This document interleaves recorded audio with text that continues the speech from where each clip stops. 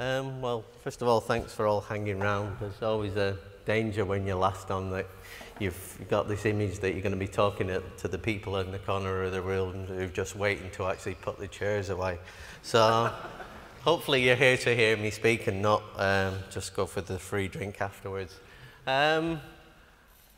This talk was supposed to lead on from some of Susan Blackmore's talk, but as we haven't played that, I'm probably going to improvise on some of the things Susan said. But it's an insight probably more into the way my mind works and the way I'm approaching some of the works that I will do in the future rather than what I'm necessarily done in the past. My normal way of working is that I get some cool technology, I sort of subvert it for my own amusement, and then I tell a room full of geeks about it, and we all think we're really clever. But this is more relating to the idea of memes is that these are, it was by Richard Dawkins in his book, The Selfish Genes, it's that the ideas spread like genes spread. Contagious ideas spread from mind to mind, then affect the way a social group behaves. And certainly that's what Susan talks about in her talk. Teams is a slightly more scary vision that Susan comes up with, where essentially we become cyborg and then the ideas only exist in the internet and then they control the actions, what we do. I'm probably more in the side of memes than I am at teams at the moment. I don't really buy into that quite scary thing.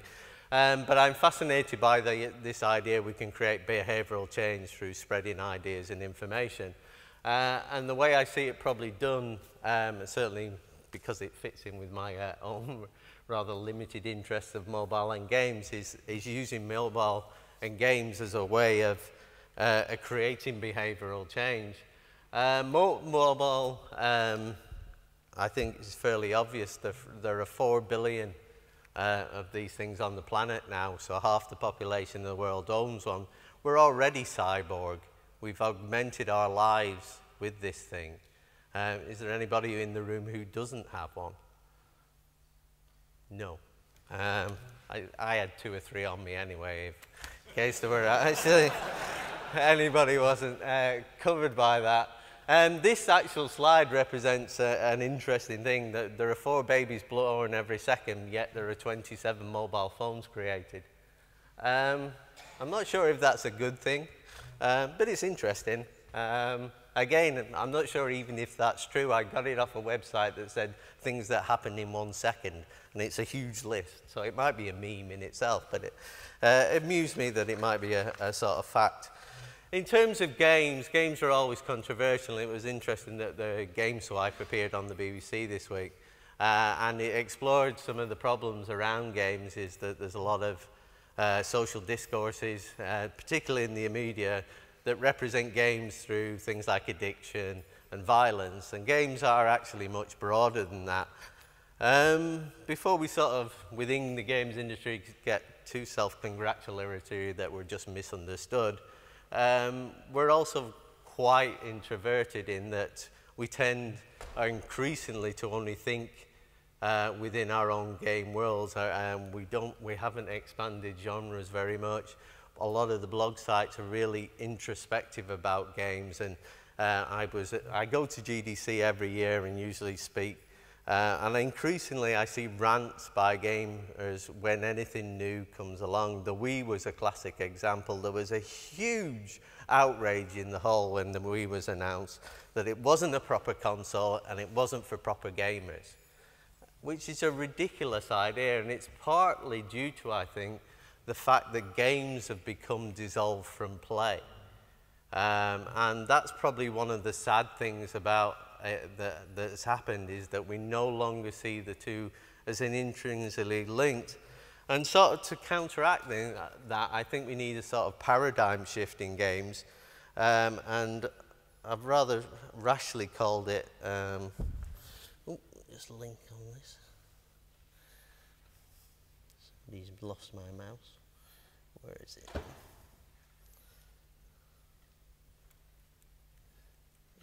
There we go. Pre-Raphaelite gaming, and I was actually thinking about the artistic movement rather than some veiled reference to Teenage Mutant Ninja Turtles. Although I did come up with a really good excuse for using it that way on the train over here, but it was very contrived, so I won't bore you with it. But partly the pre-Raphaelite movement was about a re-envisioning of art, and what they had seen had become slightly formulaic and contrived, and to try and broaden up what art was by re-examining how it existed within nature and society. And certainly I think within games that we arguably need to do that. I mean, if you look back at the history of the sort of thought processes of games, you know, Heisinger wrote Homo Ludens in the 40s, Man the Player essentially. Which looked at the role of games within society, and this was pre-video games. And it looked at games as within war, within politics, within ritual, all of which manifest themselves in our actions and what we do. These thoughts were taken further by the sort of French philosopher Calwa, who then looked at games and he said, well, it's not black and white of games or play, it's actually a scope of actions, and he came up with this idea of ludus and paider. Ludus being very hard, rigid, rule-based games, and paider being more playful, which is somewhat what this magic circle represents that sort of Katie Sellen and Eric Zimmerman came up with. That within games, we think of a magic circle. Within that magic circle, if you want to play the game, you have this suspension of belief. You give yourself up to the game, and then you can actually benefit most from the game. The type of games that exist in the center of this sort of donut thing are the very ludic, very hard rule-based. You must obey the rules, and this must happen. Then as you move out, you get more towards what they call ludic activities, more playful things where the rules may change and may adapt. And then the very out of it, you get very playful things, the things that are just fun. And somewhere along the line, we understand this, but somewhere along the line, we're not actually accepting it very much anymore. And if we could engage more with this, then perhaps we could produce things and genres that are outside our traditional boundaries. In terms of what I'm thinking of, I'll probably draw, I don't know if it's showing up there, some work of Ian Bogus, who defined this idea of sort of persuasive games. And these are games where you influence players to take action through playing a game. And this, the top one's Fat World. The interesting one he's done recently, I think, is Windfall. This is an idea where it's just like a strategy build cities type of game, but it's wind farms. And you have to have this certain kilowatt hours to create by placing wind farms around an area. And it would be really interesting to see how that equated in the UK, where we're very extremely uptight about where we're actually going to place wind farms. In the US, they've got so much land, they probably just put them out in space. But it's an interesting way of exploring ideas.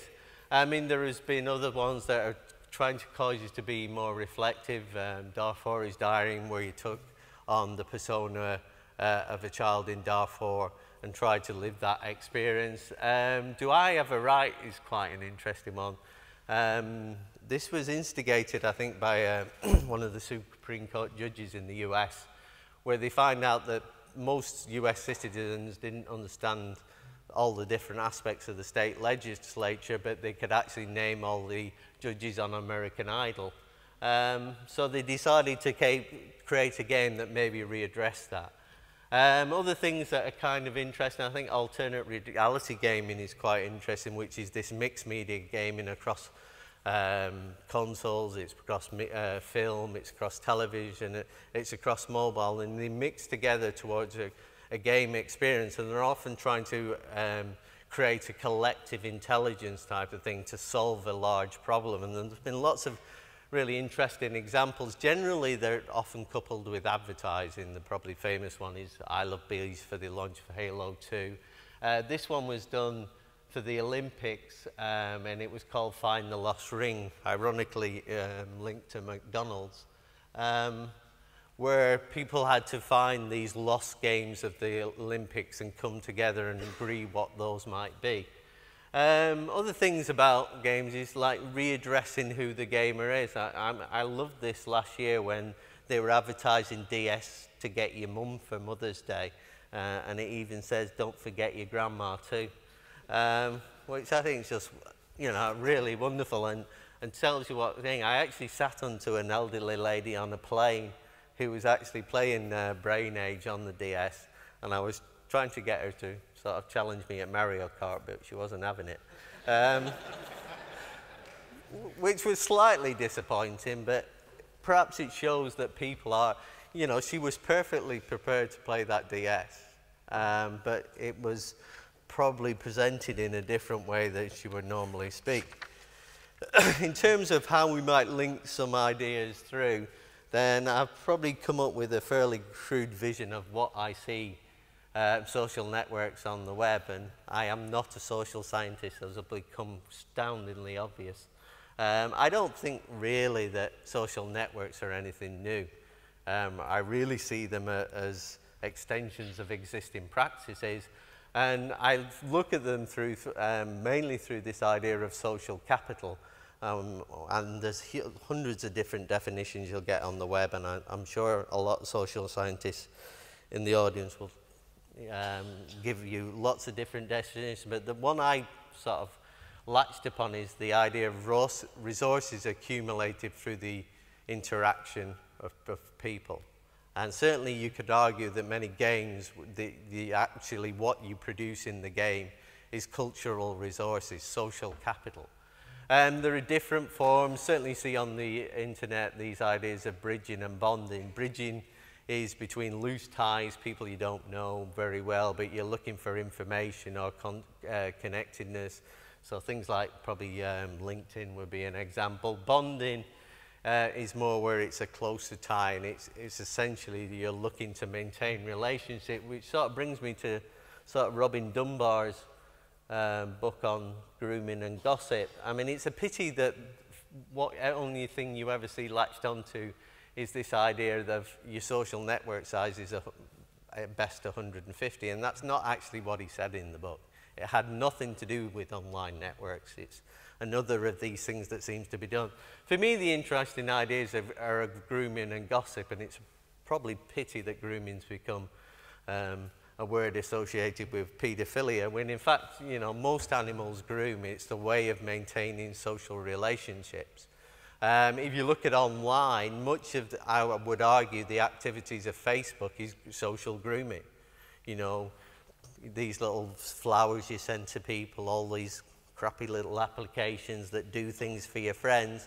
Essentially, you're just making your friends you're aware and out there and thinking of them. Gossip, again, fits in with grooming, and part of maintaining a group. That, you know, gossip is a powerful thing, and often, you know, there's an element of voyeurism on Twitter that we're sort of watching the gossip evolve. So really, I see sort of social networks, although we've had millions of years of evolution and high technological advances, we're still basically just picking the fleas off each other. In terms of actually moving this on to mobile, and as I said, this is a view of my random thought processes probably more than anything, is to look at how mobile gaming can influence play. Mobiles are, as I said, a very sort of unique and social device. They haven't perhaps we shouldn't really be exploring the traditional games on the console. We should do more things. Certainly ambient play, things where it's less tied to time and synchronous. I was going to use this example from a sort of installation I did at Roskilde Festival, but we saw the same thing when TwitterDeck was put on the big screen. Immediately people started playing with it, and you saw the tweets actually playing a game out on the screen. There was one that suggested that the person who tweeted after would do something obscene with the goat. But it was a play flagged. I don't know who that is from, but it made me laugh. But you also see signs of emergence, which has been talked about. This was a game I created as a widget that we released. It became really big in Pakistan and India, who actually took the chat engine from it and used it as a way of almost flirting with each other. Often you would get this thing, I'm from Pakistan, where are you?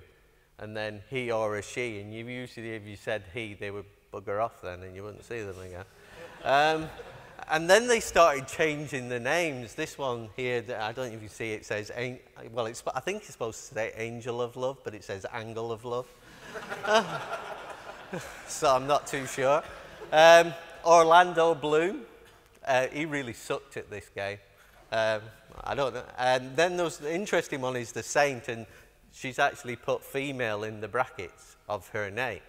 They've actually gone in there and changed it. I mean, it's a classical game of 4 in a row, which goes back to Captain Cook's time. It's not particularly interesting as a game, but what was interesting was the emergent behaviour that resulted from it.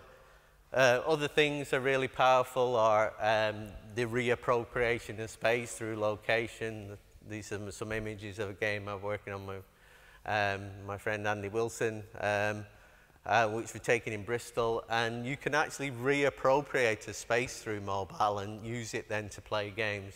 I did a version of Pac-Land with frisbees around campus and RFID, which I made all our first years play. I probably won't be allowed to do it again. I didn't do a health and safety check. Intimacy is probably something that can be explored, about touching things and accessing things.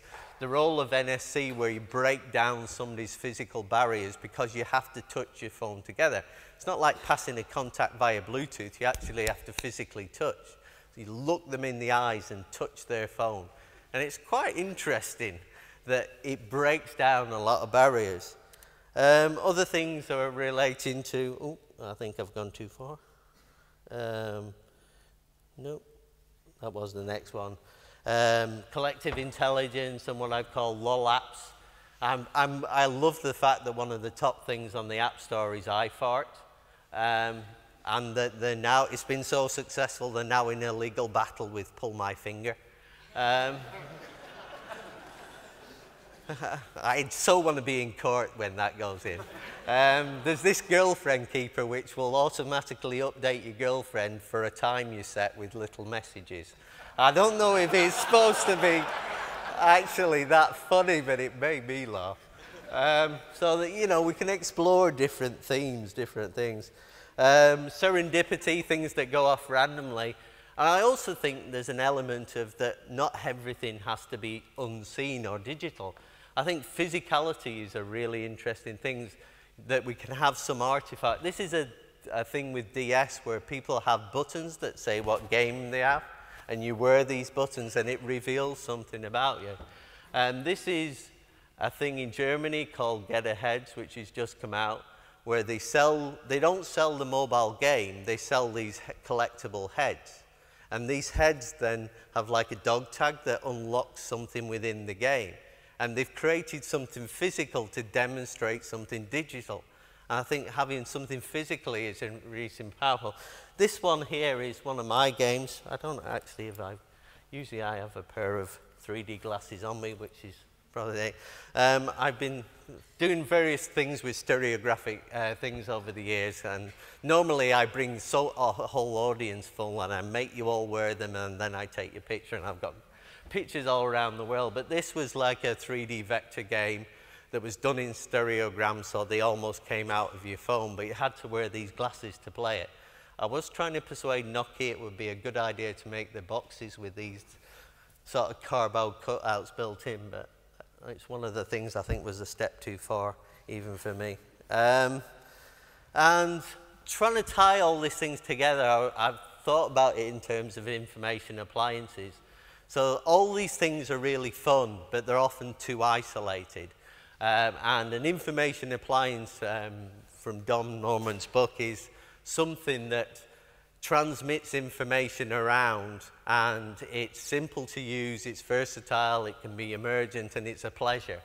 And if we can couple that with means, then we can actually use games like Windfall and the other to feed into larger networks and spread ideas around through games.